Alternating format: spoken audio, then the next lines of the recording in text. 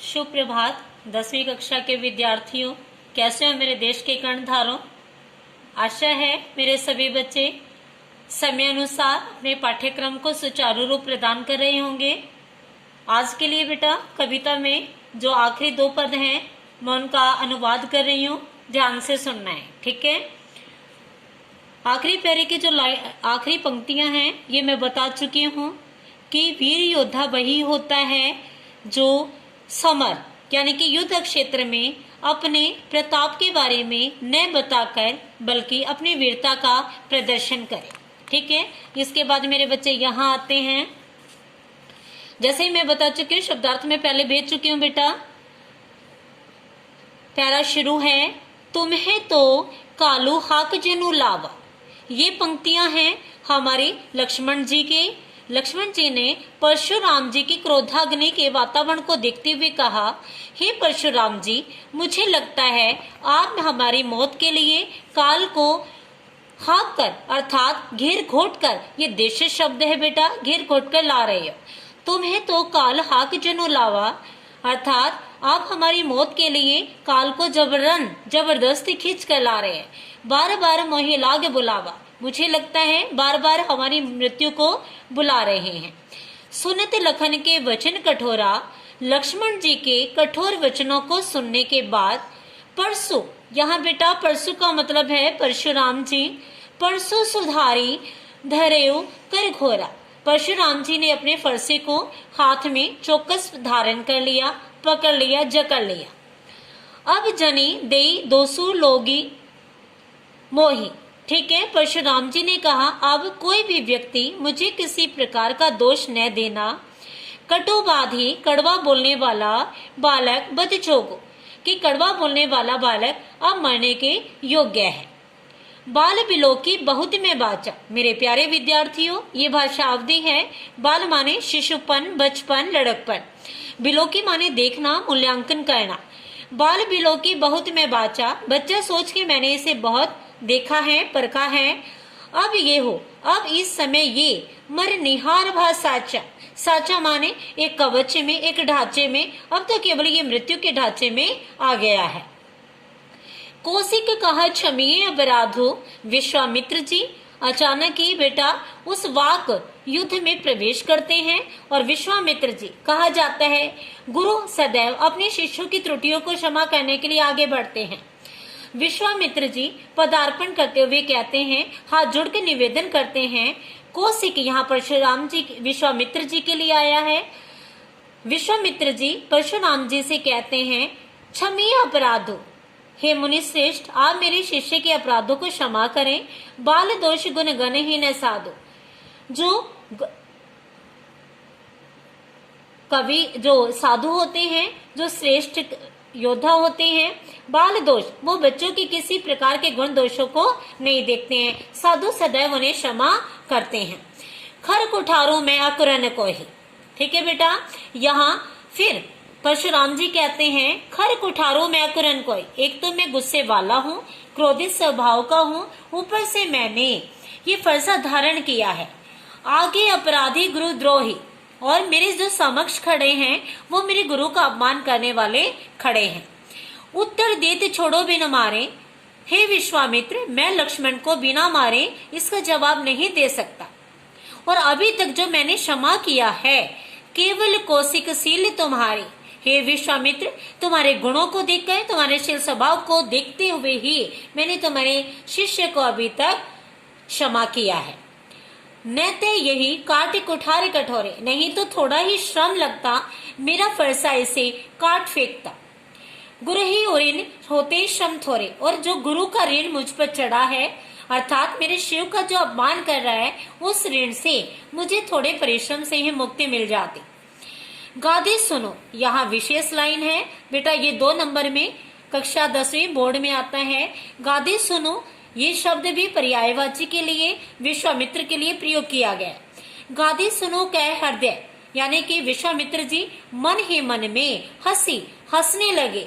मुनि हरे हरे सूज, यहाँ मुनि ही का मतलब है परशुराम जी के लिए आया है कि विश्वामित्र जी मन ही मन हंसते हुए कह रहे हैं, सोच रहे हैं, अरे मुनिवर सभी को एक जैसा समझ रहे हैं। अम्मे खांड ने उख में अजू ने बुझ अबुझ, कि यहाँ ये लोहे की खांड है। अम्मे माने एक लोहे की खांड का तात्पर्य है, आशय है मजबूत, यानी कि यहाँ परशुराम जी क्रोधित होकर राम लक्ष्मण जैसी एक विशालकाय शक्ति को नहीं पहचान पा रहे हैं या न पहचानने का स्वांग रच रहे हैं। ठीक है बेटा। कहो लखन मुनि सील तुम्हारा।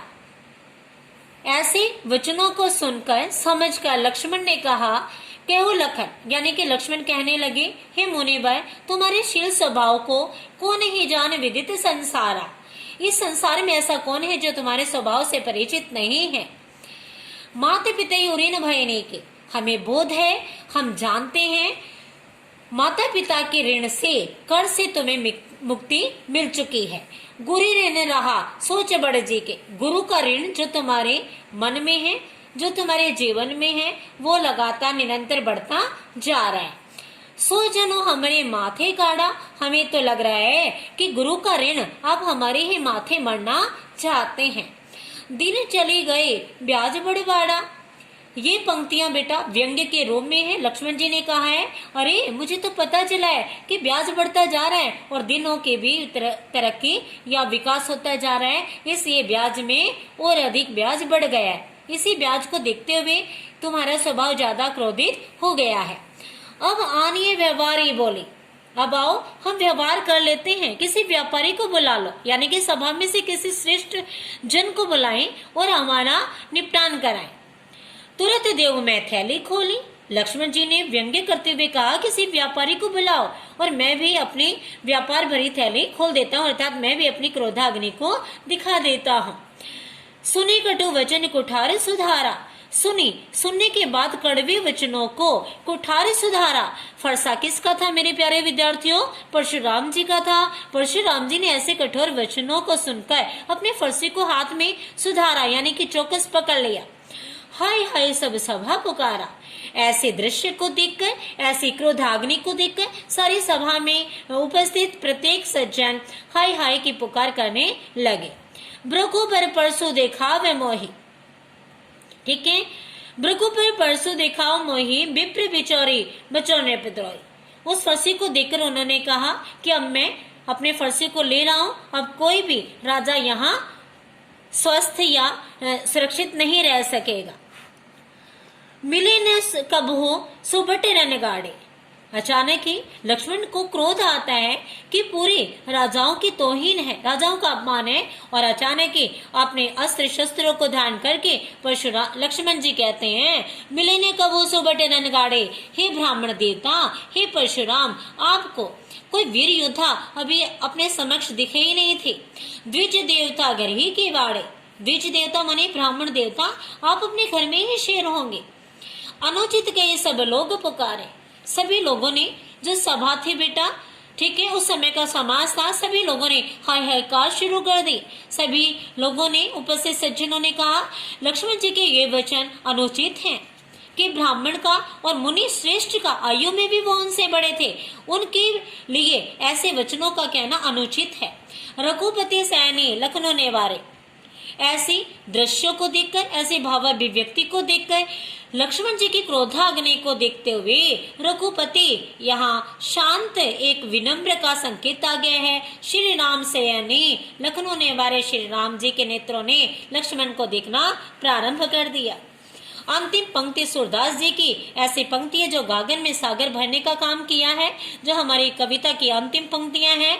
लखन उत्तर आहुति सरेस भृगुकुल कोपु कृसानो, अर्थात लक्ष्मण के उत्तर जो अभी आहुति का कार्य कर रहे थे, जो भृगु कोपु यानी कि भृगु वंश के जो कोप क्रोध अग्नि को भड़का रहे थे, परशुराम जी के गुस्से को भड़काने वाली लक्ष्मण के जो क्रोधाग्नि वाणी है, बढ़त देती जल सम वचन बोले रघुभान, यानी कि अर्थात जो श्री राम जी हैं सूर्यवंशी हैं, सूर्यवंशी के जो सूर्य राम है वो, या उनकी जो भाषा शैली है, उनकी शब्दावली लक्ष्मण की क्रोधाग्नि शब्दावली को शांत करने में सक्षम है। ठीक है बेटा, यहाँ हमारी कविता अंत होती है। कहा जाता है कि लक्ष्मण एवं परशुराम जी की क्रोधाग्नि को श्री राम के शीतल वचनों ने शांत किया और स्वीकार किया जाता है। जब परशुराम जी और श्री राम का आत्मसात आमने सामने होता है, समक्ष होते हैं, तो श्री राम जी ने हाथ जोड़कर निवेदन किया, आपके अंदर मेरा वास है, मैं राम हूँ तो आप परशुराम हैं। हे मुनिवर, आप हमें देखिए। जब परशुराम जी श्री राम के मन मस्तिष्क अर्थात उनके मुखमंडल की तरफ देखते हैं तो बेटा उनकी सारी शक्ति उनके समक्ष हो जाती है। परशुराम जी उनके गले लगकर तुरंत ही पैरों में पड़ जाते हैं, किंतु श्री राम ने उन्हें पैरों में पड़ने से उठाकर अपने गले लगा लिया। श्री राम जी का कहना है, आप जाति से ब्राह्मण हैं, आप श्रेष्ठ हैं, मैं केवल राम हूँ और आप परशुराम हैं। कहा जाता है राम जी के शीतल वचनों ने उनकी क्रोधाग्नि को सदैव हमेशा के लिए समाप्त किया। ठीक है, यहाँ तक मेरे बच्चे आज आपकी राम लक्ष्मण परशुराम संवाद कविता पूरी होती है। आप इनके सभी प्रश्नों को कंठस्थ करेंगे और बेटा जो परीक्षा उपयोगी प्रश्न है जो हमने अभ्यास में भी नहीं किया है, आप उन्हें कॉपी में लिखेंगे। मेरे प्यारे विद्यार्थियों, घर रहिए, स्वस्थ रहिए।